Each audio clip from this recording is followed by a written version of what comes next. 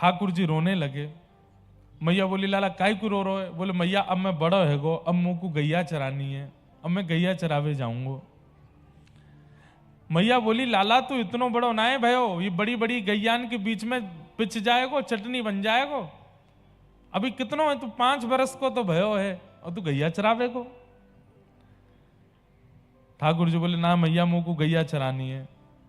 इतनी हट पकड़ ली, इतनी हट पकड़ ली, तो एक दिन मैया नंद बाबा से बोली ऐसो पीछे पड़ गो, मैं गैया चराऊंगो। नंद बाबा बोले लाला में गैया चरावे की इतनी हट क्यों है रही है? 5 साल के हैं, छोटे से ही हैं अभी। तो भगवान का सखा मधुमंगल आया, बोले मैया मैं बताऊं? बोले हाँ। जैसे आज की तारीख में पुत्र का विवाह कब करते हैं? जब उसकी जॉब लग जाए, जब उसको कुछ क्वालिफिकेशन हो जाए, अच्छी डिग्री मिल जाए, वो डॉक्टर बन जाए, चार्टर्ड अकाउंटेंट बन जाए, उसका कारोबार शुरू हो जाए, बिजनेस शुरू हो जाए, तो घर में सबसे पहली बात क्या होती है? अब इसका ब्याह करो, अब इसका ब्याह करो। ऐसे ही ठाकुर जी के समय वाले द्वापर युग में और उस समय के व्रजमंडल में जो सबसे ऊंची क्वालिफिकेशन है वो यही है कि घर का बालक गैया चराने लग जाए तो समझो या को ब्याह कर दो। बोले भैया घर की बेटियां दूध काटने लग जाएं, दही मथने लग जाएं तो समझो उनका ब्याह कर दो, और घर के बालक जो है वो गैया चराने लग जाएं तो समझाओ कि भाई अब ये क्वालिफाइड हो गए, अब इनका ब्याह करो।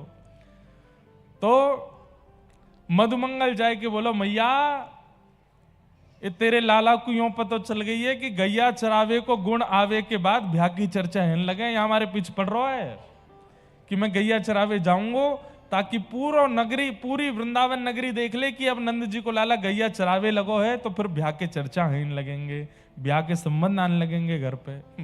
मैया बोली अच्छा तो या हमारे कह रहो गैया चराऊंगो। मैया बोली लाला गैया तो बहुत बड़ी हैं, तो एक काम कर बछड़ा बछिया चरा ले। और ठाकुर जी आज पहली बार बछड़ा बछिया चराने के लिए जा रहे हैं। मैया ने ठाकुर जी के पैरों में पादुका पहना दी।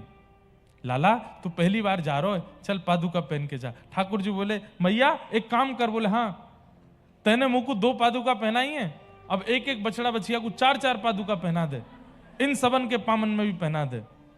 मैया बोली अरे लाला जी पादुका नाए पहनो करें, जी गैया आए इनके खुर हैं।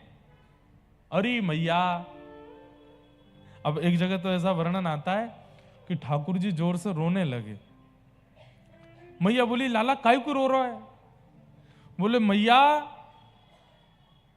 मेरे पाम खुर क्यों ना बने, मेरे पाम ही क्यों रह गए? अरे लाला तू ऐसी बात करे, हम मानवन के पाम ही रह में, ये तो जानवरन के पाम खुर बने। तो ठाकुर जी और रोए। मैया बोली अब काय को रो रहा?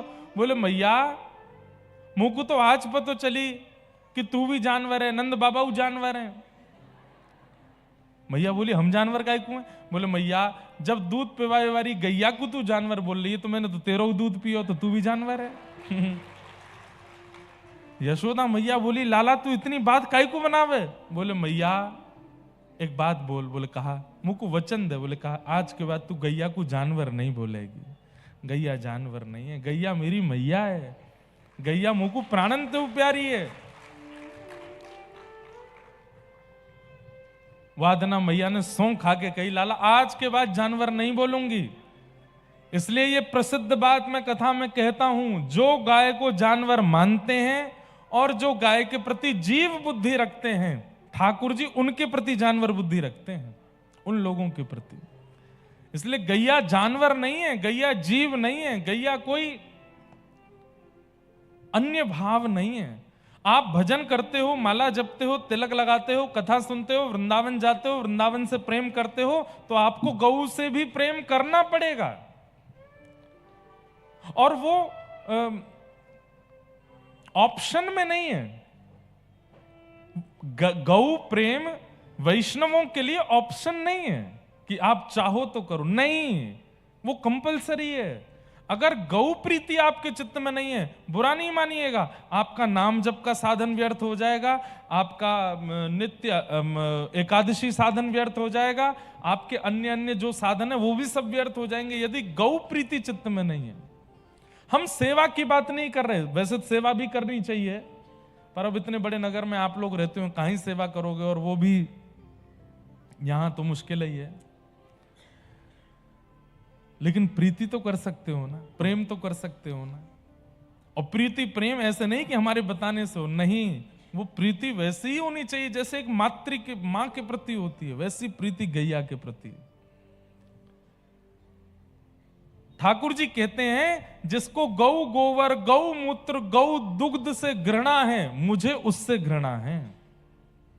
गैया ठाकुर जी को बहुत प्रिय लगती है। आगे गाय पाछे गाय। अभी इतने सुंदर सुंदर अभी दर्शन होंगे ठाकुर जी के, बहुत ध्यान से सुनना। इत गाय उत गाय गोविंद को गायन में बसी वो ही भावे।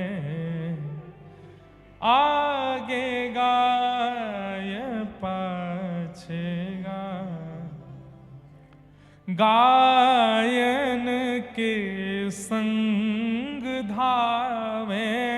गायन के संग गायन में सचु पावे।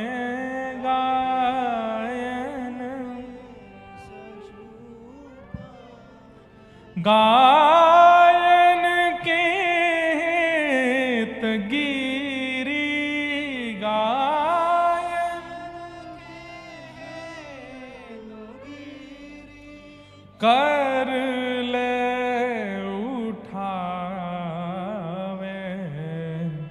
कर ले आगे गाय पाछे गाय। आगे गाय। और ठाकुर जी गौचारण करने गए गोपाष्टमी के दिन। बंधुओं, गोपाष्टमी ठाकुर जी के गैया चराने के बाद में गोपाष्टमी नहीं हुई है, वो उसी दिन गौ माता सुरभि मैया का प्रादुर्भाव हुआ, इसलिए उसको गोपाष्टमी कहते हैं। जब ठाकुर जी रोए ना तो सांडिल्य मुनि आए और सांडिल्य मुनि ने कही, अरे नंद बाबा लाला काई को रो रहा है? बोले यूं करो गैया चराऊंगो। तो सांडिल्य मुनि बोले तो फिर अच्छी बात है, कह रहे हो तो बछड़ा बछिया चरवा दो जाते। अब ऐसे थोड़े ही मुहूर्त देखो आप। सांडिल्य मुनि ने जैसी पंचांग खोल के देखी तो हंसने लगे, बोले तुम्हारो लाला मुहूर्त में ही रोवे, आज गोपाष्टमी है, आज के दिन ही गैया प्रकट भई है, तो आज ही लाला को टीको करके या तो गैया चरवाओ। इसलिए ठाकुर जी गोपाष्टमी के दिन गैया चराने के लिए गए। यशोदा मैया खोल के बढ़िया, लाला आयो गाय चराए। यशोदा मैया खोल के बढ़िया, हाँ आयो गाय चराए। लाला आयो धेनु चराए। हाँ आयो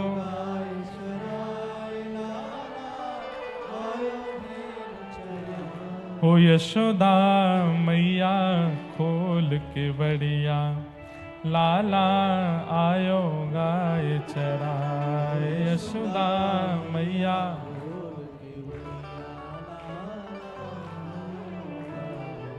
बहुत सुंदर रसिया है। बंधुओं देखो, अब मेरे को भाव तो बहुत सारे आते हैं, पर मुझे बार बार लगता है कि अभी गिरिराज पूजन भी पहुंचना है, फिर रुक्मणी विवाह भी करना है। ठाकुर जी जब चलते हैं ना चारों तरफ गैयाओं को घेर करके, तब ठाकुर जी के मुखमंडल पर प्रश्वेत के बिंदु आ जाते हैं, पसीने आ जाते हैं। और उस समय गैया तिरछी नजर से ठाकुर जी को देखती है और जोर जोर से उछलने लगती है, तो गैयाओं की खुर ही उड़ करके जाती है और श्री ठाकुर जी के पुष्पेत वाले मुख पर जब लग जाती है तो बिंदी बिंदी बिंदी जैसी ऐसी सुंदर मधुर पत्रावली ठाकुर जी के मुखमंडल पर बन जाती है। जब ठाकुर जी लौट करके नंद भवन आते हैं तो यशोदा मैया द्वार पर पहले लाला की आरती करे, आरती का मतलब नजर उतारे, और जैसे ही मैया आरती उतारवे के काजे जावे सुई देखे, अरे लाला जी कहाँ लगा के आयो तुम मुंह पे? मैया मैंने ना लगायो, पसीना आए सो गैयान की ऐसी धूल उड़ी कि वही सवरी चिपक गई है। अब वो भी इतने सुंदर क्रम से लगी, कहीं मोर बने हैं, कहीं बिंदु बने हैं, कहीं सुंदर सुंदर ऐसे चक्र बने हैं, ऐसे गोल गोल घूम करके इतना सुंदर पत्रावली का श्रृंगार। मैया बोली लाला मेरो तो याकू साफ करवे को मन ही ना कर रो। और मैया ने उस चित्रकला को जान लिया, पहचान लिया। अगले दिन से चंदन घिस करके मैया वैसी पत्रावली ठाकुर जी को लगाने लगी। ये पत्रावली का श्रृंगार सबसे पहले गैयाओं ने किया है ठाकुर जी का। ये कई आपको देखेंगे ठाकुर जी के यहाँ पे ऐसे बीच बीच में यहाँ बन रहे हैं, इनके भी हैं। ये सब पत्रावली के श्रृंगार ये गायों के द्वारा प्रकट किए गए हैं। ठाकुर जी गैयाओं का श्रृंगार करती है।